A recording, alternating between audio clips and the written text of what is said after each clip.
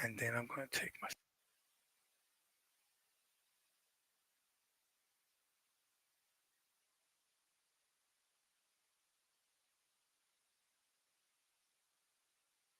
Hello, everyone. Welcome to today's live stream. My name is Dr. Mishkat Al Mumin. I'm the brand ambassador for Quarantine Racism. You can always reach me on LinkedIn at Mishkat Al Mumin. Also, feel free to look up my video and YouTube channel, The Communication of Success, YouTube at The Communication of Success. And today's topic, it's the pinnacle of success because I want each and every school district and every educator to get the funding that they need. So without any further ado, let's get started. Let's see how can we hack the grant application systems and get the big money. So, this topic focuses on grant writing. You might say to yourself, well, I'm an educator, I'm a teacher, I'm a principal. Why should I care about grant writing? Why it matters? Here's the first thing, you will have the essential resources that you need to fund your school. So you will not only secure the salaries and fringes of your teachers and staff members, but you can get funding for 3 years from now. You will have a secure amount set aside for you and your school. Next, you can enhance equity, innovation, and access. So, for example, the Quarantine Racism Education Services, we provide 2 courses for teachers to enhance racial relationships in their classrooms. These courses cost money. Rather than paying for these courses out of the school budget, you can write a grant and get funded. And this way, it's not coming out of your budget. Also, focus on innovation and access. And that's when the communication of success comes through. I share with you out of the box strategies, not only to deal with workplace favoritism or bullying, but gain access, such as the discussion today about grant writing. You will have access to additional resources or much needed resources. Unlock scalable impact.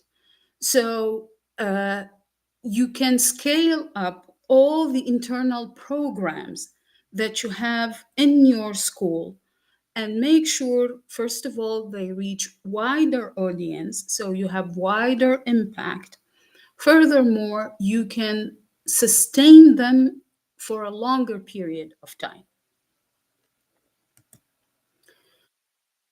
So, the first step in grant writing, and believe me, it's the most difficult step, it's to understand the request for proposals, or commonly known as the RFP. So, in the grant world, you will always see people saying, so, what did the RFP say?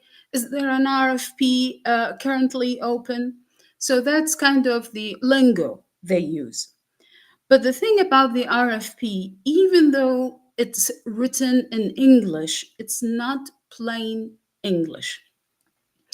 The funder, the issuer of this RFP, has goals, requirement, and terminology. And we will touch on that in a second. But you need to take time to digest. And some of these RFPs can be 100 pages. And the best approach that I found that worked in my career, and just to let you know, last year, only last year, I raised $46,000 in grants for educational programs. So, one of the key strategies that I use is divide and conquer. So, each team member will take a chapter of the RFP, read it, analyze it, come up with a summary, and we will have a strategic meeting about it. And I'll talk about that in a second. Now, here is the other strategy that I use. You have to, you don't have another option. You need to talk and use the funder language. So, if the funder is talking about options for learners, such a vague term, it can mean anything and everything. You reflect that in your proposal.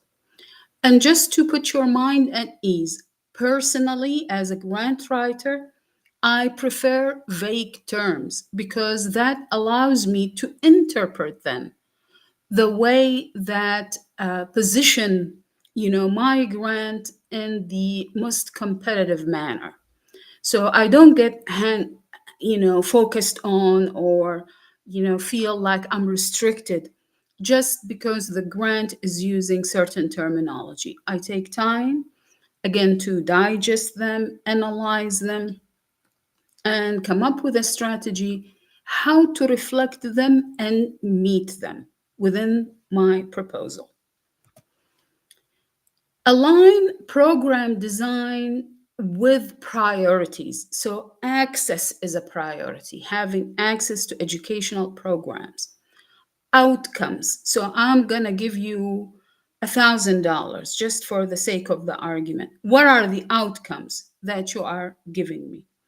There is something, or a tool, the logic framework. It talks about, and it should highlight the input that is going to the proposal, the outcomes, and the output as well.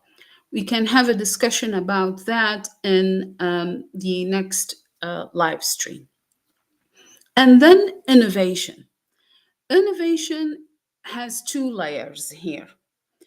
If you keep repeating the same program again and again, and I have seen nonprofits and school districts continue to fall into this trap.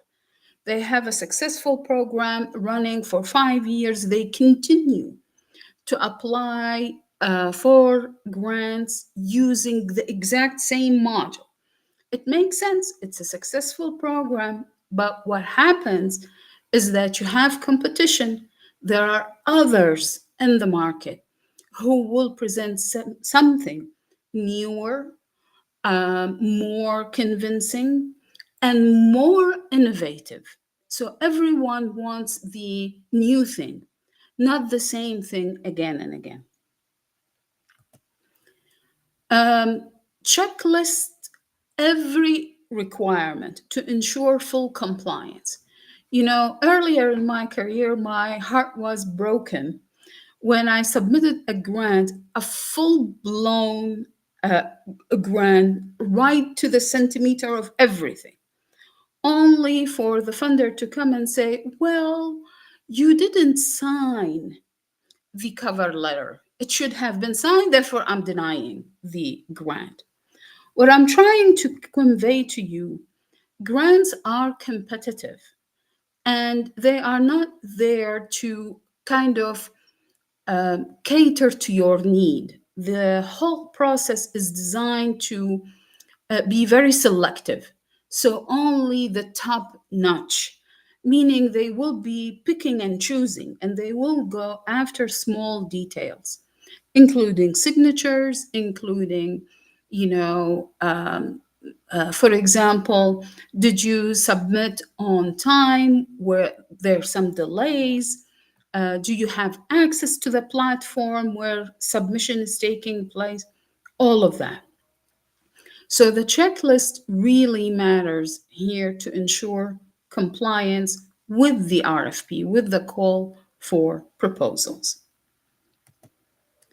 Now we have to identify the problem behind issuing the RFP or the request for proposals.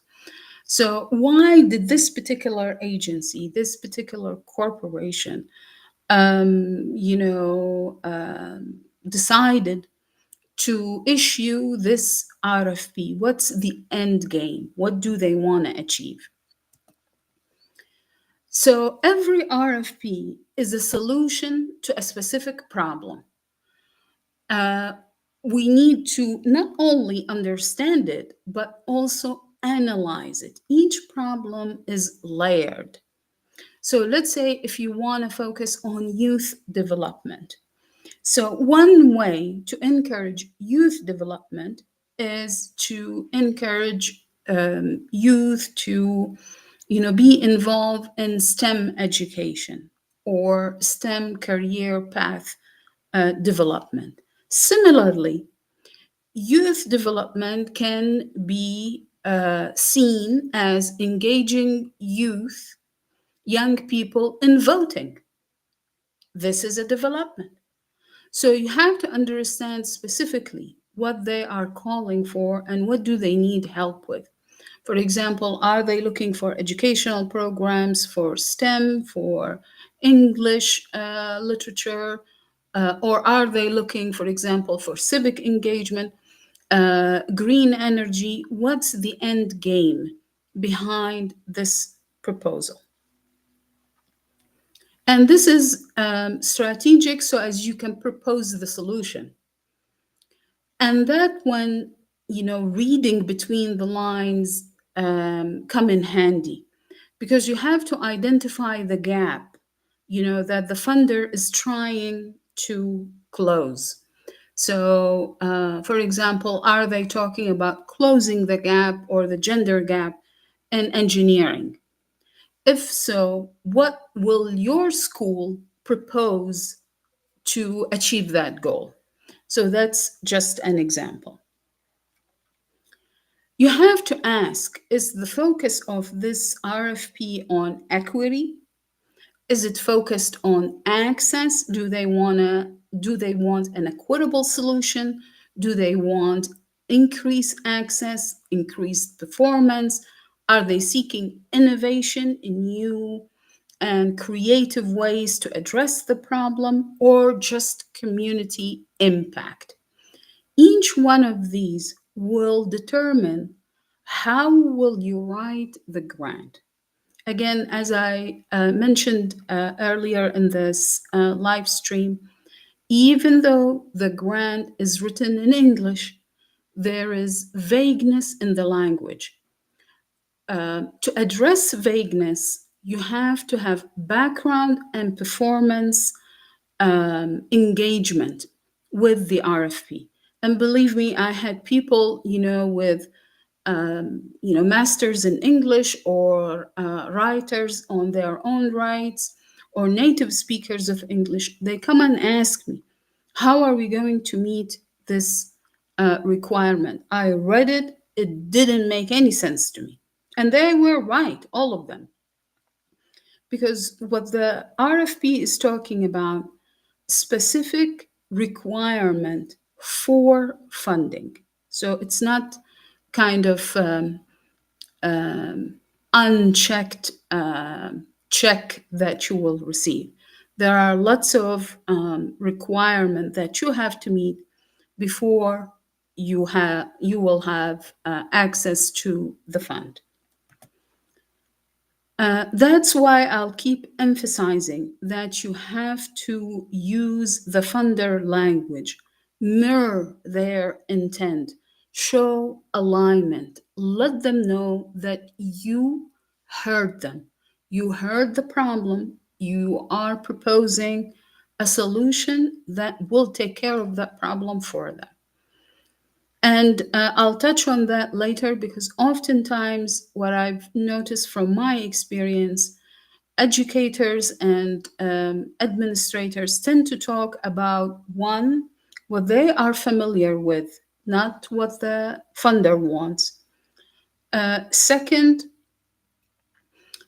present their needs, not the solution to the problem. I'll give you just a kind of an obvious example.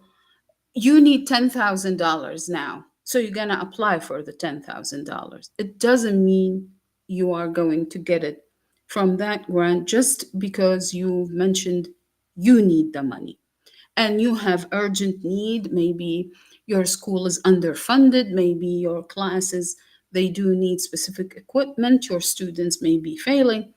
All of that doesn't matter to the funder, but what matters to them is that you make them feel that they were heard through the language used to specify the problem, and you have used it to present a solution. Here is an example. So if the RFP is focusing on learning recovery, so your program need to address, for example, post-pandemic academic gaps using targeted interventions. So this way you present a strategy, a path to the solution.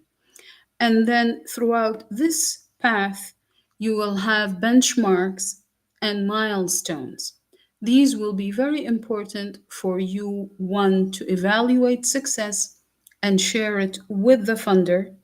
Second, to demonstrate that you spend the money on time and within the budget.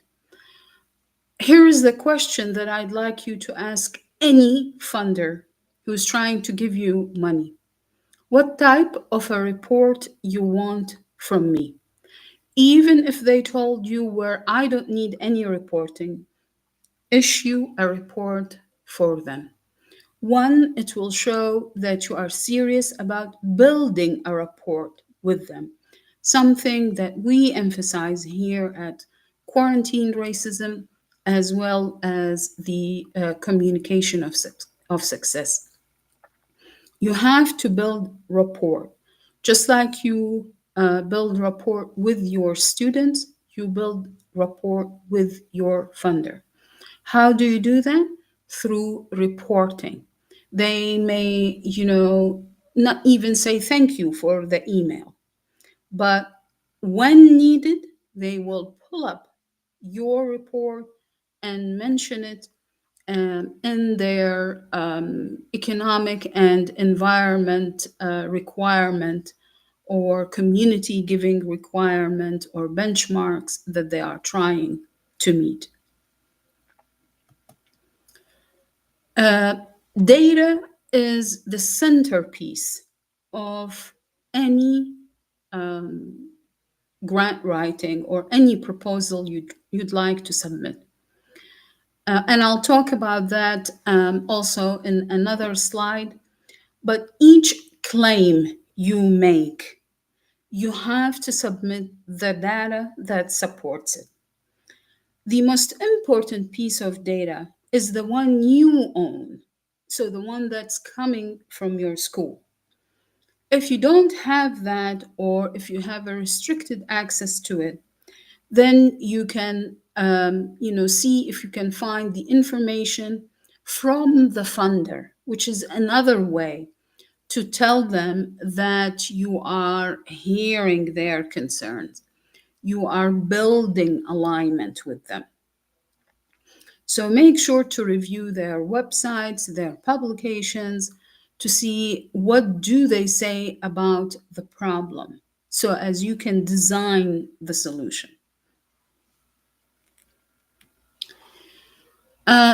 Here comes the part that I enjoy the most, honestly. It's how you manipulate your content to fit the RFP. And I'll have to tell you straightforward, you will never be handed the perfect RFP that fits your need, that you have all the data for, that you are the best school to apply for. It doesn't exist.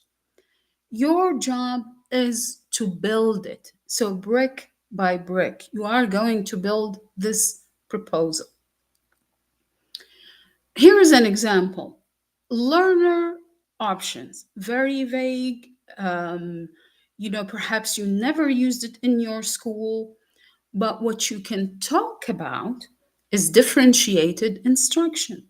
In a way, you are giving learners options to learn based on their pace, based on their learning style, based on their needs.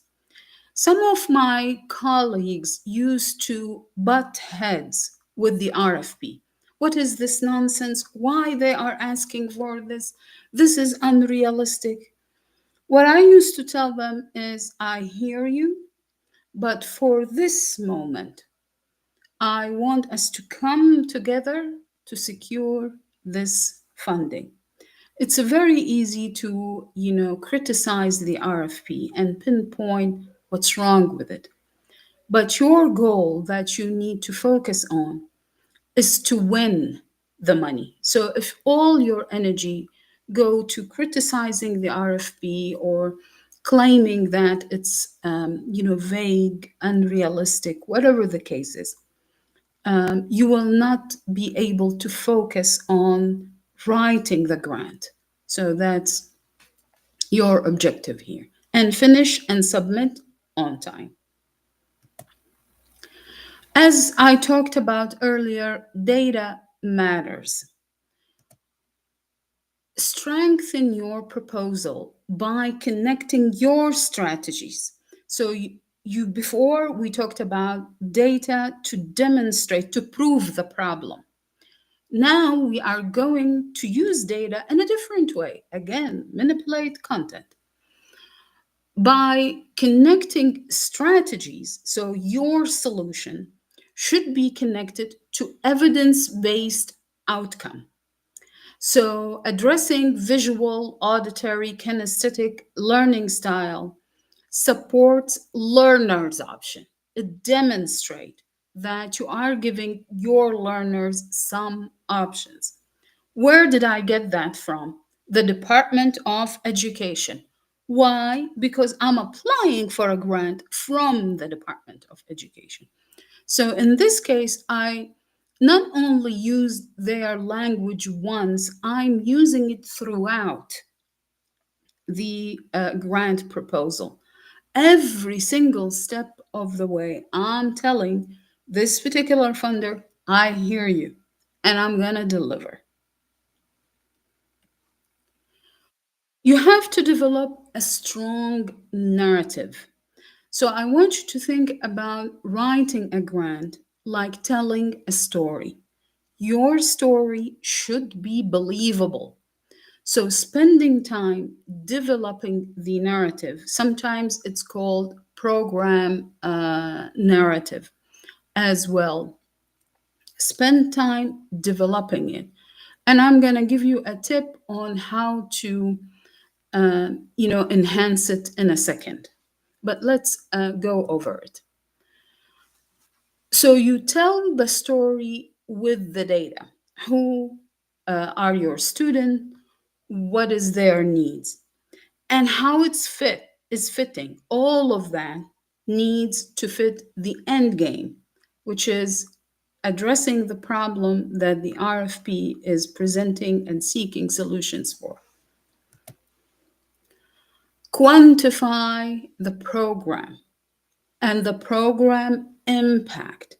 25 increase in STEM scores, 27 increase in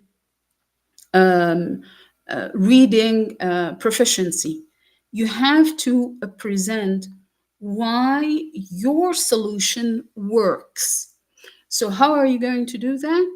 Data is your best friend. So when you tell this story, you are going to use some numbers to support it. You have to show confidence in your solution and continue to have a solution oriented tone. Oftentimes, when I review grants, there is a lot of grim reality in it. It's true, it's reality. I'm not saying it didn't happen, it happens the way it was described.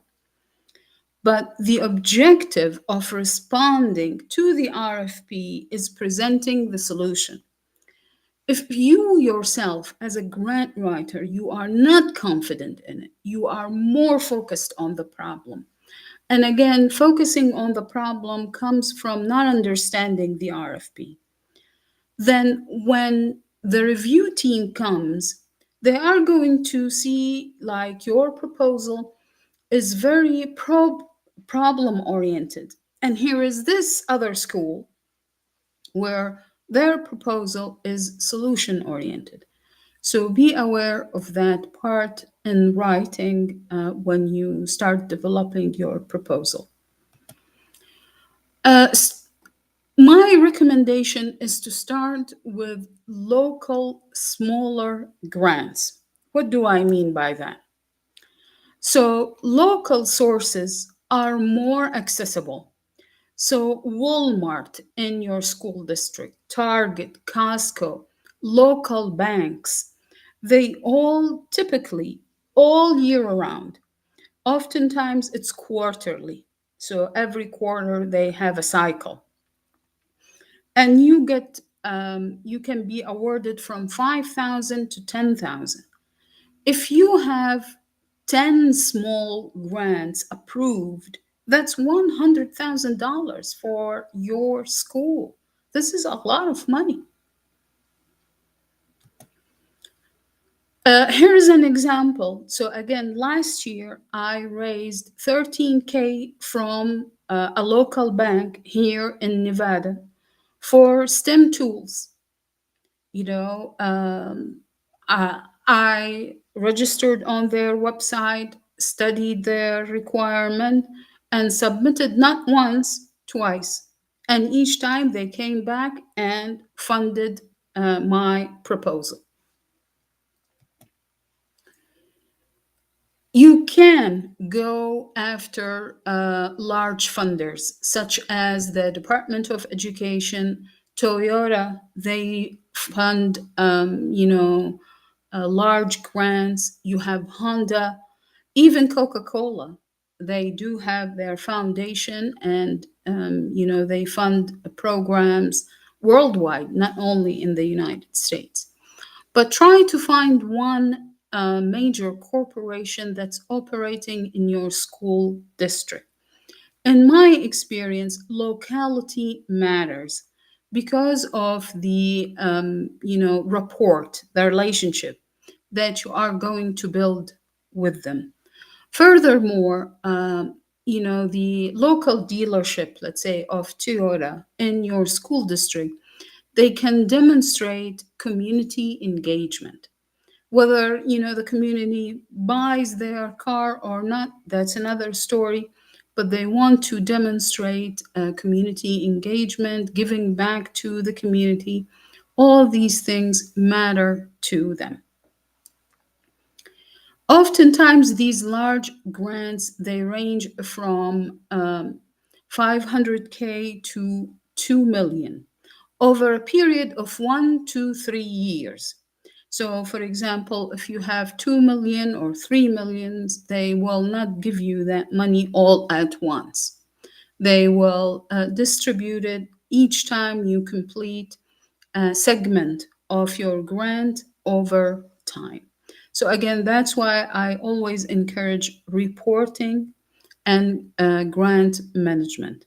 And I'm happy to answer any question about these two subjects. Feel free to reach out to me on LinkedIn or my YouTube channel. I even have a Substack if you would like to reach out to me there. I'm happy to answer questions. Forming coalitions is key in this particular economy, and I'll tell you why. Rather than having one school compete against another school, and you both will get what I'm going to call the breadcrumbs, you can join forces together and build a coalition and apply for more money. So rather than each one of you getting 100K or 150, you together, because of you will become a larger coalition or a larger applicant. You will be better position to ask for more money. And in this case, building a coalition really matters. You can include universities, so you can create a pipeline. If you are a school district, you can start a pilot project from elementary, middle to high school, all the way to community college and universities to kind of bring it all together, one full circle. Involving nonprofits is a great idea because you amplify, the same message will be um, heard from multiple sources, not only one school, but the entire school district, the nonprofits in the area, the university can write a research about it. And just, like a pro tip, write an action research about your grant experience. So after the grant ends and then you submit your final report, write an action research paper about it and try to publish it, even if it goes on the school websites. That's an excellent place for it. This way you can reference it and use it for other grant applications. So engagement and coalitions matter in these situations. Budgeting and sustainability. I know oftentimes each community leader, nonprofit leader, teacher, even principals, somehow the word budget serves as a deterrent. To be honest with you, personally, I like budgets and numbers. I feel, again, they are trying to tell a story of how much will be spent on what. That's the entire concept of the budget. That's it. So, within that concept, how much will be spent on what? The second question will be when. So, what milestone? So, you have to create line items, you have to create staff. Um, with staff, I'm also going to give you a tip and an insight. You have to monitor time charging to the grant. If the staff member didn't work on the grant or didn't service the grant or did not meet whatever the deliverable of that particular grant is trying to accomplish, they should not charge their time to the grant. That will be Achilles' heel, and the funder will know about it. They can audit you, and it will become a huge issue. So that's my kind of inside tip when it comes to staff member charging their time to the grant. Second, you have materials. As you probably know, the word materials, again, vague. So it can mean anything from handouts to curricula to books and or food. Again, just gonna give you a heads up here. Food is a big no-no. Oftentimes, unless like there's a corporation that is funding you the money, and they will bring the food. So it's not part of the grant. It's them bringing like sandwiches or refreshments or whatever the case from their own budget.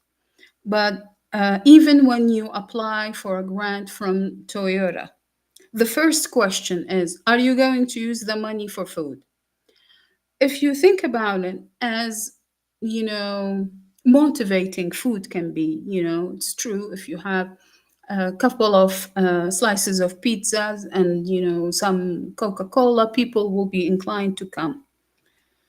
It doesn't mean that you've created engagement that is measurable. All it shows from budgeting point of view is that X amount of money was spent on something that didn't bring impact to the program. That's why it's, you know, prohibited. Definitely, federal grants, they spell it out in multiple ways. Not only no food, but no drinks.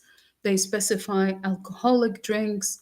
So, all these items are considered perishable, difficult to measure, and no service to the grant or to the solution um, that you are trying to present will come from it. Then you have training. Are you going to conduct training in person? So, again, do you need to hire these experts who will conduct the training? Is it going to be conducted over Zoom or Teams? If so, are you buying these licenses? Or will it be matching or in kind matching? Definitely, funders like in kind matching. And just to give you another heads up, you will be asked what other sources of funding do you have to support this program? They want to measure sustainability. So that's how they ask about it. Most importantly, even though it's the last item, evaluation.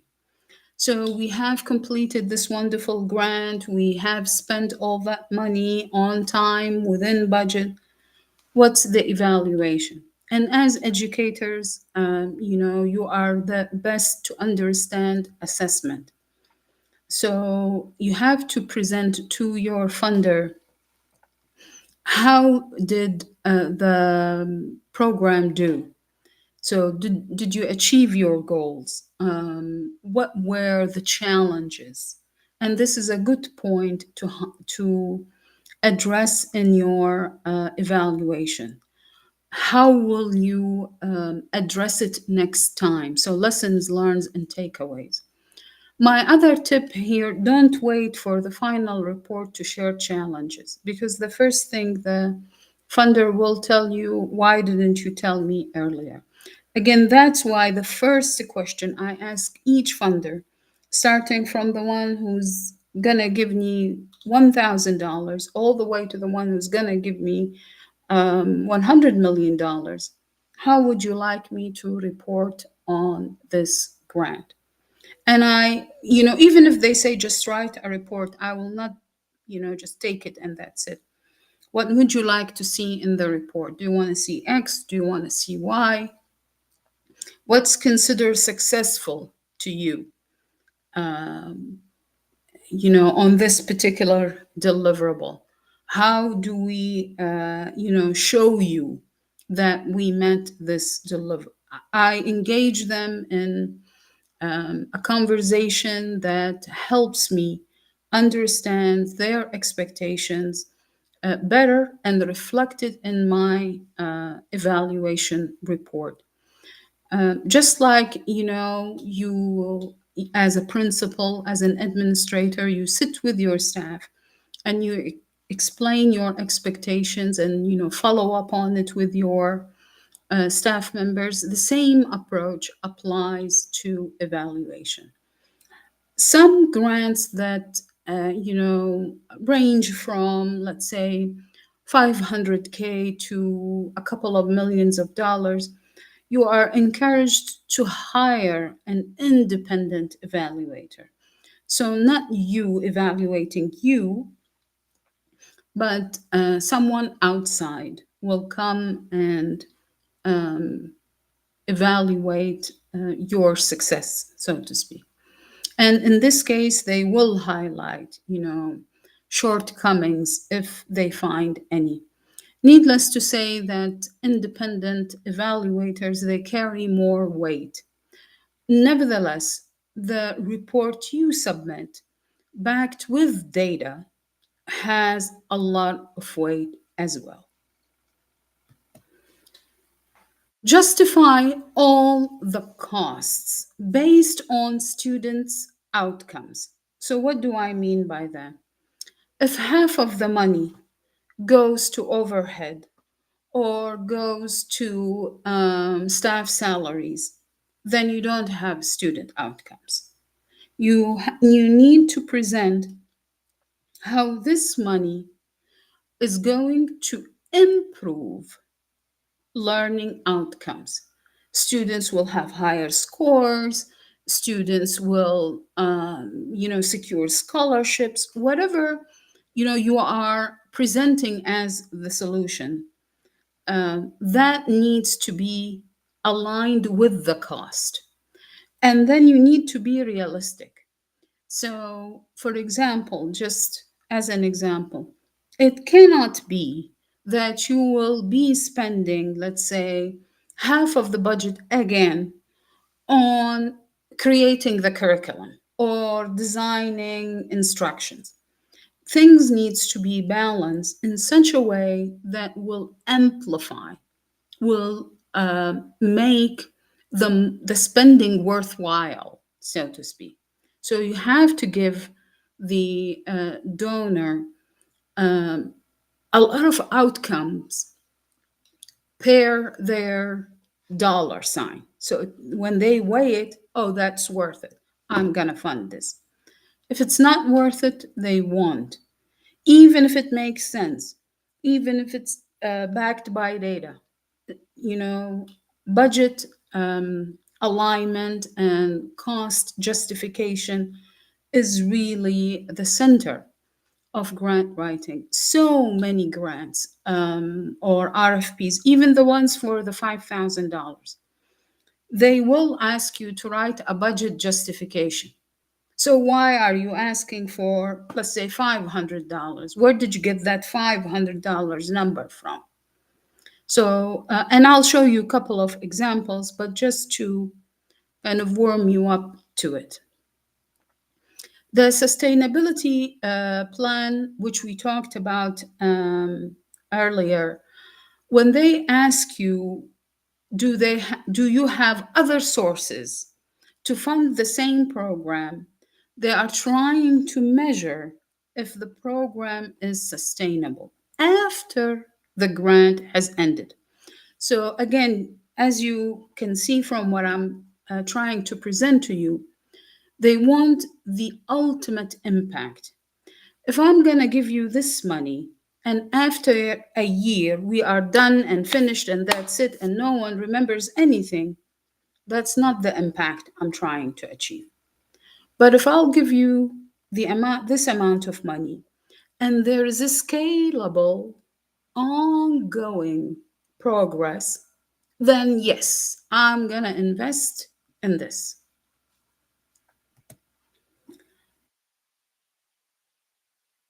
And I believe we just talked about longevity and scalability. With scalability, you can, for example, expand to other school districts. You can expand to other states. These are just a couple of ideas. You can also, again, create the pipeline from elementary, even pre K, all the way to community college. So that shows that this program is scalable, it can be expanded, it can be built upon. So, as a funder, I will be inclined to fund it. Just a pro tip here for you: all grants, including the small ones, they will tell you we will give you funding, let's say from $500 to $3,000. Don't ask for the 3,000, especially on your first grant. Go for something reasonable. 2,000 should be enough in this case. What you don't know is that sometimes the 3,000 is all they have. So it's not like they have multiple 3,000s laying around. That's the ultimate money they have. If they give it to one school, all of it, that's not good on them, because they want to show impact. To show impact, you need multiple schools. So be reasonable and always ask for less if you are applying for the first time. If they don't know you, there is no trust built, before your application, they will be hesitant to fund you. Designing a strong grant budget requires the following. You have to align the budget with the narrative. So, again, each line item supports a program, goals, or activity that is described in your proposal. So, when you say, for example, X amount of money for staff, for how long, what's their hourly rate, what exactly they are going to do to service the grant. And here is an example. Avoid something like miscellaneous because this is not transparent. It's not just only vague, it's not transparent. So you are asking even for $500 miscellaneous, fine. But couldn't you tell me that, these, dollars will be spent on, let's say, gas reimbursement or per diem or whatever it is? Rather than telling me it's a miscellaneous, explain what it is. Here's a good example for you: STEM kits for 100 students at 25 each. And here is your final number. Furthermore, I explain what comes in each kit to give the donor or the funder the information, so as I can build trust with them, so they will fund me again when I ask. And next time, of course, I'll ask for more money. Include all key categories. If it's not mentioned, it's not funded. And I have seen so many organizations, go through hoops just to try to, move a line item after it was approved from here to there, or, meet with the funder saying, we didn't account for this and we didn't account for that. Even when you meet with them and you say that, you are eroding your trust, or the trust they have in you. They look at you as a professional who studied the RFP, worked hard on the solution, and presented something meaningful to them, which they approved. So don't come back and try to change it. So that's why I spend time on the budget and make sure it's reviewed, it's checked. Did I miss anything? I'm not ashamed of asking my team members if I missed anything. In fact, I encourage their feedback. I want to stop a little bit on the indirect cost. The indirect cost is a tricky item here. For example, the indirect cost, as you probably know, it goes for items that are required to keep the lights on. So, for example, your electricity bill, your water bill, items such as these, it's called indirect cost. Not every funder or donor would like to donate to that, as important as it is. So double check if it's allowed.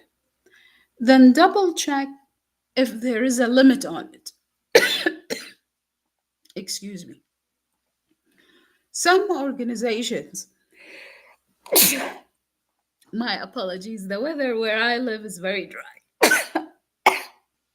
My apologies again. So, if the indirect cost is allowed, you can ask for it. How much? Oftentimes, organizations audit themselves. So, you have your annual audit, and that will come in handy, especially for Costco grants. They will not give you $500 if you don't have your yearly audit ready. When you do your audit, try to ask for your audited overhead. So when you have your audited overhead, if it's 25, then you can apply with confidence to any donor or corporation and say 25% is my audited overhead. This is better than coming with an estimate or having a board approved overhead. While it is, the second best option to have a board approved overhead, still, it's not like the audited one. Some organization, believe it or not, they were able to have 40% indirect cost because they submit their audited overhead to their donors and funders. Plan for sustainability, and I believe we talked about that. How are you going to sustain the program after the grant ends, which builds confidence with the funder. Double check your total. Believe me, I have seen, the best of the best miss a couple of numbers here and there. And the donor or the prospective donor would call and say, what is your total? Is it this or this? So double checking your totals is very important. If you are skillful with Excel sheets, you can have, your auto sum, or you can enter the formula and format it within Excel. Same approach goes for Google Sheets, for example. You can always ask for help, see who's a skillful in budgeting and presenting line items and tables, and have them help you. Evaluating and reporting. Clearly define how success will be measured. So even though this step will take place after you are awarded the grant, within your grant, you need to define how success will be measured. Is it just student scores, or you will ask for something else? How are you going to measure the solution you proposed earlier? You will use both quantitative and qualitative data, test scores, surveys, questionnaires, open-ended questions. Um, you know, um, the more the merrier in this case. Indicate who is responsible. So you don't need to name them. You don't need to say John Smith, but you need to say the assistant principal. And some grants will ask you for short bios for the entire team as part of the package. Again, as you can see, they are trying to get to know you through the grant application. So you need to collaborate with them. Ongoing evaluation increases the likelihood of future funding. If you evaluate constantly, it means you can show success constantly, something that they are looking for. They all want the impact. But if you wait,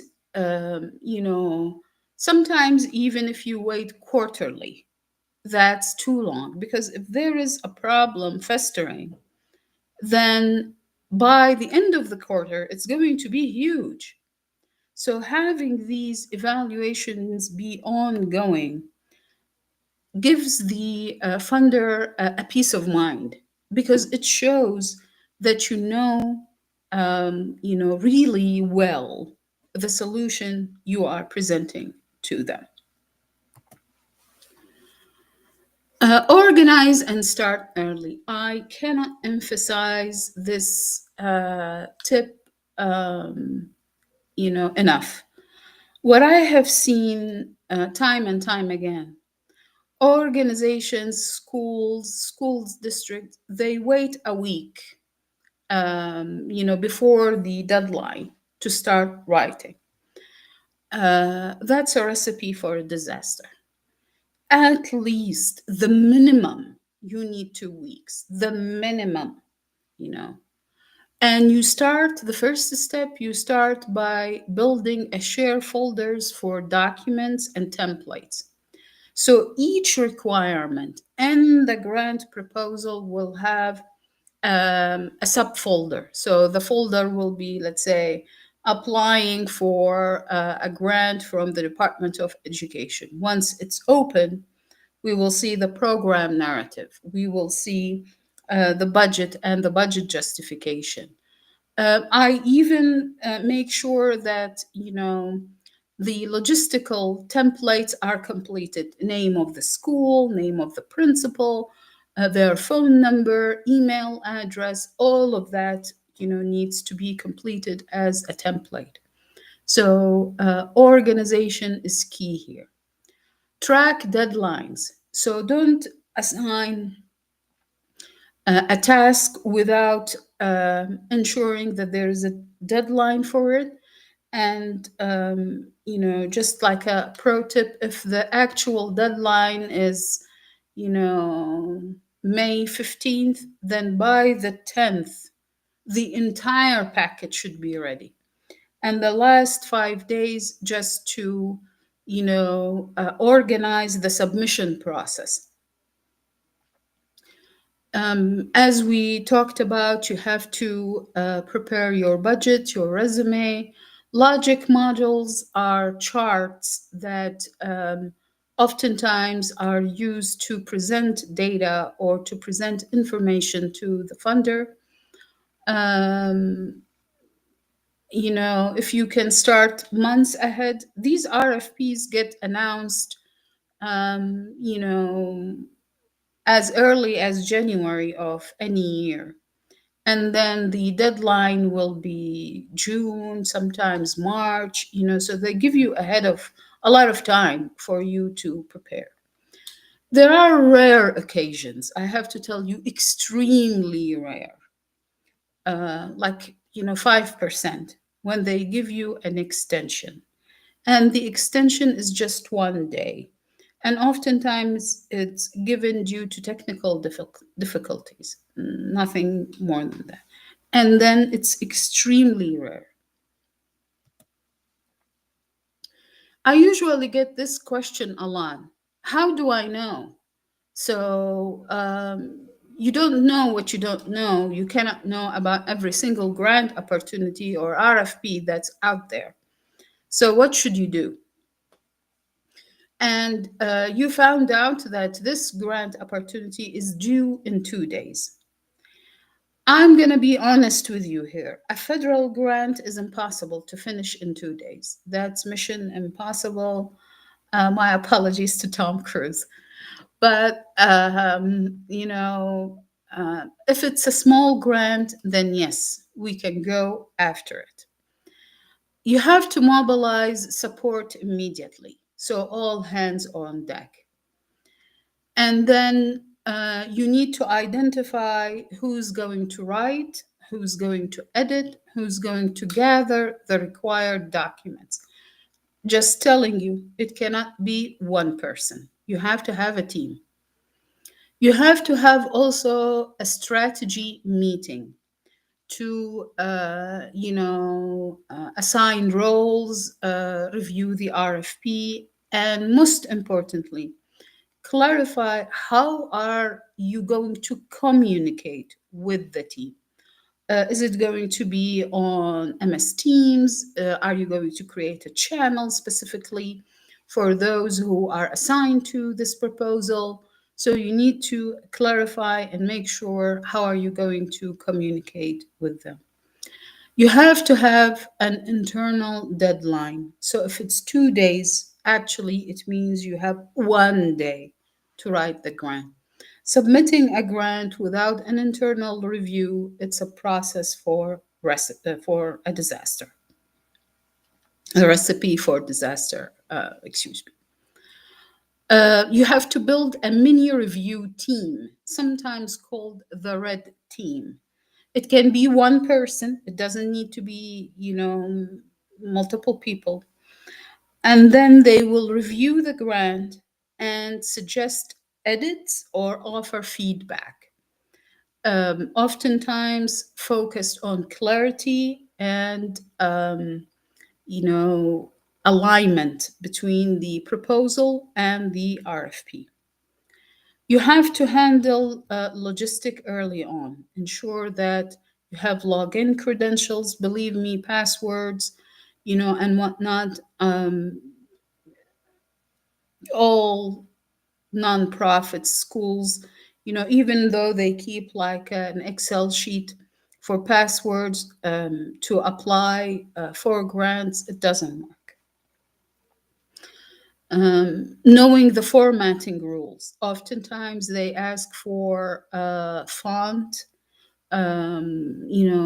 paper layout, all of these logistical stuff. It matters because if you miss them, the grant will be rejected immediately. You didn't meet the basics of it. You have to plan ahead next time. So, if you want to create like a spreadsheet for the organizations that you will go after, or use a calendar to remind everybody that this is the cycle when Walmart, opens the third quarter applications, then definitely do that. Again, personally, I'm not a big fan of spreadsheets because they stay in one computer. Also, even if they are shared, they are not visually appealing. Furthermore, the information tend to be limited. So even if you type in Department of Education, and then the second column will be, let's say, January 2026. Are you trying to tell me that the RFP will be open then? Or are you trying to tell me that, we should apply by January, 2026? Spreadsheet are tricky. My recommendation is to use something like Monday.com. Jira, which is another platform, is good, but it's a little bit more sophisticated. There are platforms out there, Grant Watch, Grant Station, Instrumental, they post. They will let you know like these are grant opportunities and they are available right now. You have to subscribe most of the time. For example, Grant Watch, I believe it's 190 per year or 199, around that range. But it's on you to log into Grant Watch and filter the results, then conduct the search. Even when you conduct the search, let's say you said, grants for STEM education in California. The system is going to give you anything and everything. Whether it relates to you, that's another matter. But you have to definitely monitor upcoming opportunities and create some sort of a system to track, when they will become available. I will share with you the major three mistakes. I honestly wanted to make them five and at some point 10, but I limit them to three for the sake of time. Using internal program titles without explaining them. And again, that's when you are rushed, when you are trying to apply, during the last minute. If you say program LEAP as a donor, a funder, that means nothing to me. But you know it. So, because you know it very well, it's difficult for you to explain it. You live with it. But the best possible solution is to always provide a brief, description the first time. the program is mentioned. If you say program leap, the first time you say it, mention it. What is it and for whom? And here is the example that I have for you. Ignoring the problem the funder aims to solve. And again, I cannot stress this item more enough. It's not about your needs, it's about what they prioritize. How do we go about this? We use the language of the RFP. And again, we talked about how do we manipulate it, how do we use what we have to meet the requirement, so to speak. Unclear or unrealistic budget items. At some point in my career, I submitted grants without any overhead, zero overhead. The way I tried to address it was to give staff more time. So I gave them more tasks within the grant. So this way, at least I can compensate the staff for their time, even though I cannot guarantee that, the lights will be on. That's another issue that I said to myself, I'll find another source of funding for it. To ensure that you have to tie the expenditure, whether it's $1, $100, $1,000, to a program activity, literally an activity that you do, and you provide rationale for it. Always check and double check that your total matches the narrative and the budget tables. And that's what I have for you this evening. I appreciate you taking time to connect with me this evening. I'm available to you again on LinkedIn. Feel free to, look me up, Mishkat Al Newman at LinkedIn. You can find the Communication of Success also on LinkedIn, YouTube, and Substack as well. If you have any questions, please feel free to ask. If the question will rise later, please reach out and